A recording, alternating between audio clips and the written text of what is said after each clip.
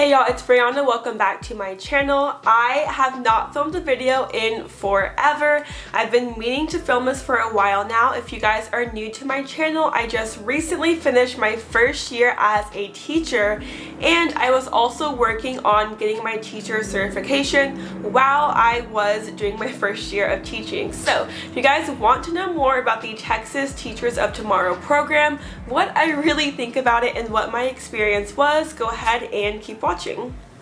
So buckle up, sit down, this might be a long video. I have a bunch of notes here, basically just going through step by step what my experience was like and how I went from being uncertified to now an official certified Texas teacher. I am going to just disclaim that this is very specific to Texas. Every state has its own requirements of what you need to do to become a teacher, so if you are not in Texas, this might not be the most helpful video for you. But if you are in Texas, if you are thinking about becoming a teacher or just curious about what the process is, then there's going to be a lot of information in this video. Okay, so quick background. I finished my first year as a teacher. I taught 9th grade English in the Dallas-Fort Worth area. As of last month, I am certified to teach grades 7 through 12 in English, ESL, and also in journalism, which is what my degree is in. So I did not go to college to become a teacher, and so what I had to do is do an alternative certification program.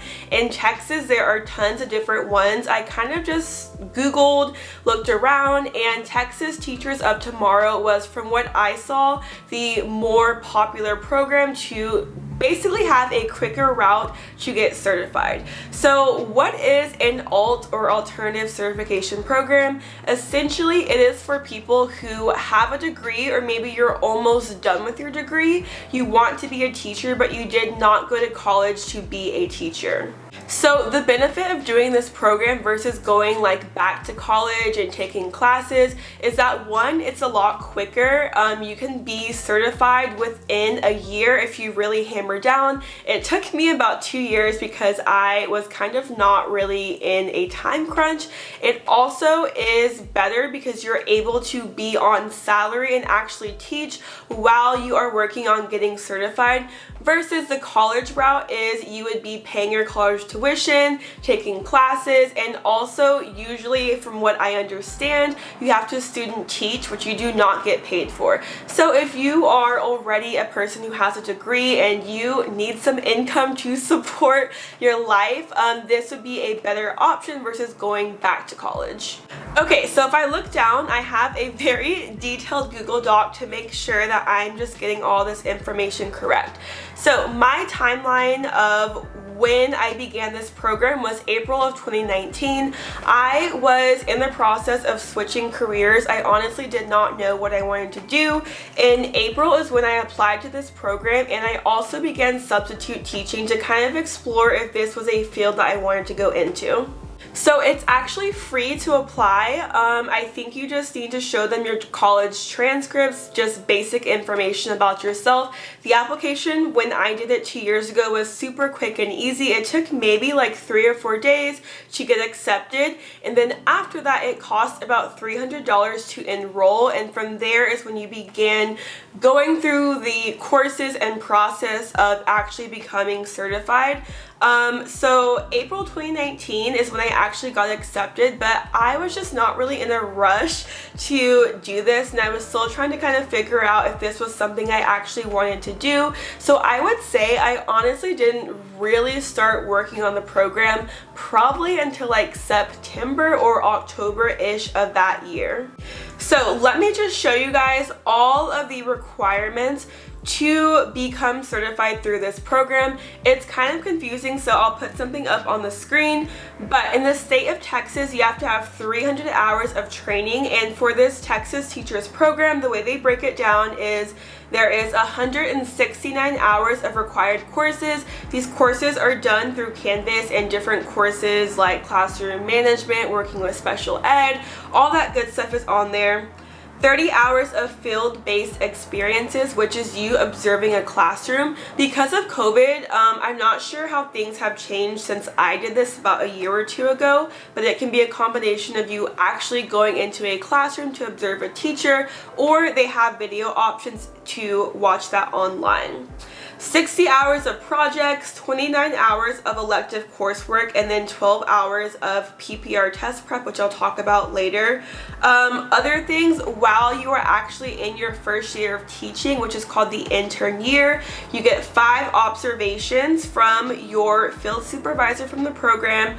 You have to pass your content exams. So whatever subject or area you want to teach, there is a content exam for that. I want to teach English language arts, there is a content exam for that. If you want to teach social studies, whatever it is, there's different exams to be able to teach that certain subject. And at the very end, once you have done everything and finish your first year of teaching, you have to get an approval from your principal at your school and your field supervisor from the program. That was a lot of information, probably confusing. I'm gonna kind of just go through step by step, explain to you guys what I did, what my experience was like. So a couple of things. Lots of questions that I see from you guys in comments on previous teacher videos. People ask, do you get paid during that first year, your intern year? So sorry if you guys can hear that train going by. So yes, during your first year of teaching, you do get a full salary and you do get paid while you are working on these classes and test prep and doing all that stuff. You do not have to actually pay for this program until you are hired and start getting paid. So it's free to apply. Once you are accepted, it's about a $300 enrollment fee. After that, you do not pay a single dollar until you get hired at your first job. After that, Texas teachers automatically deducts money from each of your paychecks. And for teachers, at least for my experience, we get paid once a month. For me, that is at the end of every single month. And Texas teachers took away $435 out of each paycheck for 10 months, which is $43.50, very expensive. I actually just finished paying off this program last month. My June check was that 10th month, and so I officially am certified and done paying for the program. One more point that I get asked a lot is, what order do you have to complete these? Honestly, it depends, and because of COVID, I know that lots of schools were actually hiring teachers before they even took those subject or content exams. For me, I had to pass those content exams and I did all of my courses before getting my first job, but because of COVID, I'm not really sure how things are now. It really just depends on the school or the school district and what their requirements are. Okay, first thing is required courses, 169 hours. So these courses I completed most in 2019 before I even got my first job. There were a couple ones that got added on that I had to do at the beginning of 2021. These were all done through Canvas, which if you guys, I said that weird, which if you guys have not used it, it's kind of like Blackboard, Google Classroom, just an online learning management system. These courses had articles to read, scenarios, videos, quizzes, and honestly, they were pretty easy. I kind of breezed through them. In the beginning, I was taking notes, but honestly, I stopped and I didn't really need those notes. Once you actually get hired, on-the-job training, nothing beats actually being in the classroom. Yes, these courses did have some information, but some of it was pretty outdated. And then when COVID happened, everything just completely got flipped upside down. So yes, they were helpful, but you just don't learn as much as actually being in the classroom, actually doing it and being on the ground. Okay, so I'm gonna really quickly pull up my Texas Teachers portal and just kind of read you guys a couple of the titles of these different required courses. While I'm doing this, just a side note is that their website is not the best. Yeah, the website never loads. You have to log in multiple times. I don't know if it's just me or if any of you other guys have done this program, let me know. But for me personally, the entire time that I've been doing this program for the past 2-ish years, their website always has problems loading, so I'm not even sure if it's going to load right now, but let me see. Okay, so the website does not even want to load. If I can get it later during editing, I'll put on the screen some of the names of those classes. So after that, 30 hours of field-based experiences is basically just you observing a certified teacher either in person, or they have options of different videos to watch. I did about 15 hours in person. My cousin taught first grade, and then the other 15 hours I just watched videos online. After that, you have to write reflections of what you learned and what you saw in the classroom. Honestly, this was very helpful because as a substitute teacher, I was just in there kind of just babysitting. I would just do whatever the teacher had left notes to do. I never actually got to observe and watch a teacher teaching a class. So I would definitely say that being able to observe was very helpful. If you want to do more than 30 hours, you can definitely email different principals, different teachers around you, and I'm sure they will be more than happy to let you observe. So after that, I took my content exams, and just some general information in Texas, it is $116 for each of those exams, and with Texas Teachers Up Tomorrow, you're able to do up to 3. So for me doing English, I also paired that with ESL because in Texas, lots of schools now actually require or prefer if you have those paired together. And then, like I mentioned earlier, I also did journalism because that is what my degree and my background is in. The exams were not too bad. The English one, though, actually was pretty tough. It was 100 multiple choice questions, 2 essays, and you had about 4 or 5 hours. I actually failed that test the first time, which unfortunately is not super uncommon. Sometimes it takes people a couple of tries to pass them. The thing is, if you do fail an exam, there is a 45-day waiting period. You have to pay again, register again, and so it's really just a headache and super stressful to try to get through these exams. I have other teacher friends who had to take the same one multiple times, and I don't remember if I've told this story on my channel, but I actually had a job offer. I accepted the job, but it was contingent upon me passing that English exam. Later that same day that I had accepted that job, which would have been my first job, I found out that I failed by like 1 question, guys. Like 1, maybe 2 questions I failed. I lost that job, and that really kind of set me back. This was in the fall of 2019, and so after that I kind of paused and tried to just regather myself, and then May of 2020 is when I ended up accepting the job that was my first year of teaching. So it sucks if you are a person who struggles with taking tests, if you have test anxiety. I tried to just study as much as possible during my job. I would bring my book to school. I also used a website called certifiedteacher.com, and if you are a part of this Texas Teachers Up Tomorrow program, you can email them and they'll send you a discount code to, I believe, drop it down from like $80 to only $35. They had practice quizzes, like full-on online tests, and also just search on Amazon for different study guides. But yeah, the exams kind of were a struggle, but I ended up passing all of them.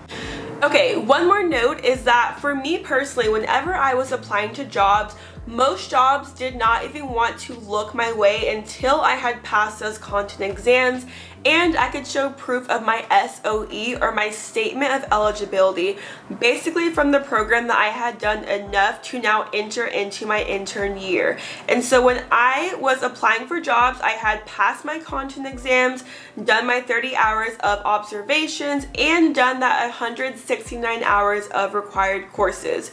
Again, because of COVID, I know that some schools were just hiring people without even passing content exams. However, now that society and things are starting to open back up, I'm not sure if schools are going to be as lenient anymore. So after I had passed my content exams is when I began applying for jobs. I applied for every job under the water all around the DFW area. I kind of set like maybe a 25 minute radius and just applied everywhere. I didn't really want to drive any further than that, but I ended up accepting my first job, and I had to then apply for my intern certificate, which basically gave me a year to teach while I was still working on finishing the program. That cost another $78, and I will add up the total amount that I spent. I think it's going to be around, or it was around like $5,200 or $5,300 between the program and the exams, study guides, all that stuff. I probably solidly spent at least $5,300. Okay, so once you are hired and have your first job, then you have 1 year to complete the rest of the requirements. So you have to pass your PPR exam. This is kind of like a content exam, but every single teacher has to pass this. It stands for, oh my gosh, I always forget, Professional Pedagogy and Responsibilities. Basically just basic teacher things. Like every single teacher has to pass this. You have to finish your electives, your projects, and your field supervisor has to observe you teaching 5 different times and basically kind of meet with you and talk about how you're doing. So let me just go step by step through all of that.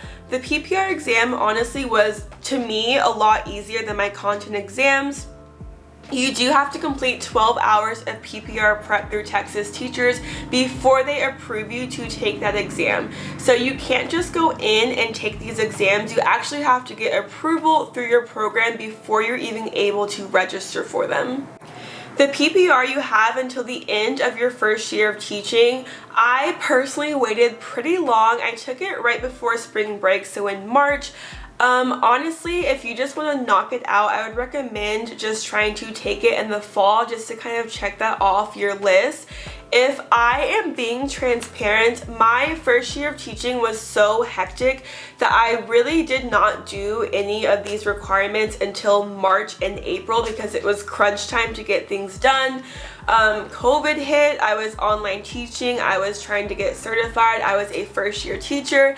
I was literally like running around with like a chicken with my head cut off, and so I would recommend really pacing yourself and doing these things like slowly throughout the year.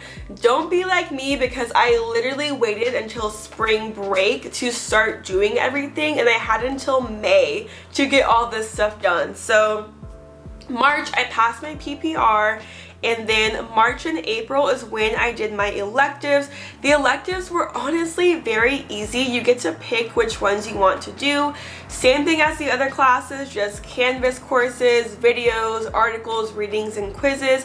It did not take me 29 hours. I will tell you guys that right now. Most of those classes, if you are efficient, they do not take as long as the hours say that they should. Okay. I want to talk about these projects just for a quick second. So you have to do 60 hours of projects. These projects consist of writing essays. So I think the first 2 are like scenarios. So they would have like a very specific scenario about something going on, and you would have to write like what should be done in that case and reference different codes from the Texas teacher code. Those ones were fine. They weren't too difficult. You just kind of had to take time to actually like write a formal essay, which I had not done since college. The other 4 projects, so there's 6 total, each is supposed to take about 10 hours. After that, there were lesson plans that had to be submitted, and this honestly really irked me because these lesson plans and the structure that Texas teachers wanted was just so specific, so detailed, and kind of honestly unrealistic. When you're actually a teacher and you're actually in the classroom, the way that you plan could be very different depending on your style, your school, your principal, just all of that. And so these lesson plans that I had to submit for these projects honestly was a huge headache. you have to get them graded by 2 different people, and if you don't pass them, you have to keep submitting them. And so it literally came down to, I had done everything. I had passed all of my exams and all my electives, my courses. I had one project left, and this grader just kept like barely failing me, and so I had to keep like doing edits and resubmitting. Finally, I got the approved grade and I was able to move on. But I just think that the way that some of these classes and things are set up are just not realistic to what you actually need in the classroom. And I don't really know who all of the graders are, but I kind of feel like sometimes they were maybe a little outdated. Like, I don't know when these people were last in the classroom, but all in all, I finally got my projects done. And the other thing throughout the school year is that your field supervisor. So your field supervisor, once you are hired, is assigned to you by Texas Teachers of Tomorrow. I believe these are all retired teachers who used to be a teacher. So you may get one who taught like a different grade or different subject. It's not going to be specific to what exactly you are teaching, but basically their job is to help you if you have questions. And throughout the year, you have to submit 5 observations. I think before COVID, the supervisor would actually come into your classroom and watch you. Because of COVID, I had to just record a video and upload that, and then my supervisor would watch it and then give me feedback. After each observation, we would have to schedule a quick phone call just to kind of talk about it and check in. I did get lots of questions in another video about how helpful is this field supervisor. Like, do they give you lesson plans? Like, what do they exactly do? For me personally, and I love my field supervisor, she was super sweet, but she really did not help me at all. I would say most of my help came from my team at my school. My field supervisor did not help me write any lesson plans. Honestly, we really did not communicate much. Sometimes if I had like a question about the program, I would text her or email her, and then we met 5 times after each of those observations.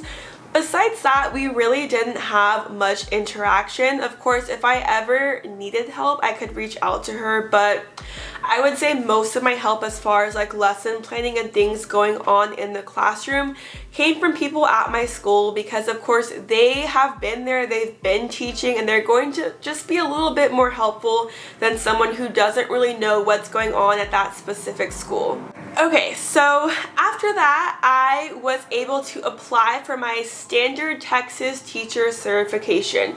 You have to complete all of those requirements, your observations, classes, all that stuff, and then at the end of your first year of teaching, you're able to apply. So when it came down to applying, and this is not a Texas Teachers of Tomorrow issue, but I do want to just throw this in there. Your school district is going to, at least from my experience, kind of tell you like what you need to do. And so from the very beginning of the school year, my HR for my school gave me a May 1st deadline to complete everything and have my actual certification. When it started coming down to that time, they realized that in order to get my standard teaching certificate, you have to teach for a full 180 days, which is that full school year. So after that, that deadline was pushed back to June 1st to have everything done. I actually applied for my certification like before I had done everything, just because they said that there might be like a backlog, and so I was able to apply in April, and it was probably like beginning of May that I actually finished like my projects, electives, and all that stuff that I needed. After you are done, your school principal and your field supervisor from Texas Teachers have to recommend you for that certification. Then, you guessed it, you have to pay. So I had to pay $78 for my English and ESL, then another $78 to add on journalism. Texas, why do I have to pay twice? I don't know, but that's how much it costs. And then June 4th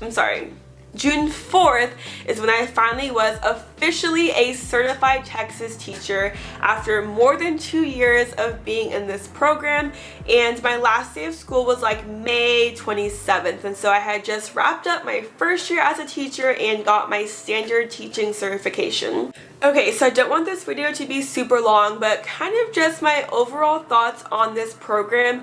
And if there is anything that I did not address in this video, I will be looking at comments down below. Overall thoughts on Texas Teachers of Tomorrow. First thing is that it is expensive. The program took out $435 every month for 10 months. I had a friend who was doing a similar program also in Texas, same Dallas-Fort Worth area, and I was honestly kind of upset when she told me that her program was only taking out like $300 something every month for the exact same thing that I was doing. So I would definitely say kind of look around because prices can vary, but at the end of the day, like me and that friend still have the same teacher certification, but I was getting like $100+ more out of every single month from my paycheck. So very expensive. I also will say I think it was kind of an unnecessary amount of work, and I know that this isn't directly a Texas teachers thing. It's because the state of Texas has certain requirements, but I will just say that I 150% learned so much more by actually being in the classroom versus doing the classes and electives, and they were helpful. I'm not going to sit here and say that I did not like absorb or take any information from that, but at the end of the day, I promise you that you're going to learn so much more from actually doing it. You can sit and you can read articles and watch videos and do all of that, but you kind of won't really know what it's like until you are actually doing it. Customer service. Yeah, the customer service from Texas teachers was not always consistent. Sometimes they would just not reply to emails, not answer phone calls, and I know that this past year was crazy for them with COVID and just everything changing, but from my experience, I would say that I was not super impressed with customer service, but again, I know that there is probably a lot going on. Okay, so I think that is pretty much everything on my experience becoming a certified teacher through Texas Teachers of Tomorrow. I will say that overall I am just happy to be done, and this upcoming year, my second year as a teacher, that I can really just focus on teaching and not have to be worrying about my exams and electives and all these other things going on, because just being a teacher is already a lot. Like, you're already juggling meetings and your school observations and SLL goals and a whole bunch of things that I can make a whole other video about, but I am very happy to be done, and this month I will finally be getting my full salary because I am done paying for Texas teachers. So that is my experience. I hope this video was helpful. Again, any questions, comments, anything like that, leave down below and I will be going through and replying to as many as possible. But that is my experience, and if you guys want to see any more teacher videos, let me know what you guys would like. Thank you guys so much for watching my video. Make sure that you guys are subscribed down below, and I will catch you in the next video. Bye, y'all.